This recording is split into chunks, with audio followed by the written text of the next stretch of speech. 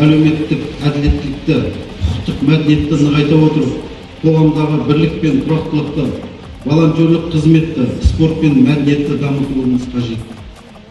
Міне, бүгінгі форумда сіздердің ойларыңызды ашық айтуға, жаңа ұсыныстар енгізуге мүмкіндік береді.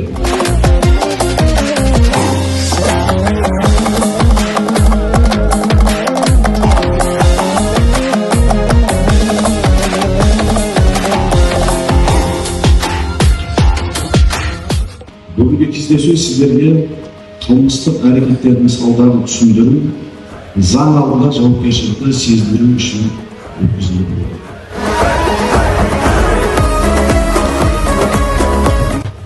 Құрметті достар, бір айтайын, мамандық таңдағанда елге жеткенде ұялудың қажеті жоқ.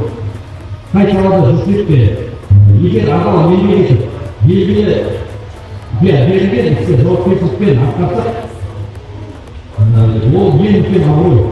Күлбілдеген қара жерге түскенде домбырамды алармын, жүрек сазын шалармын.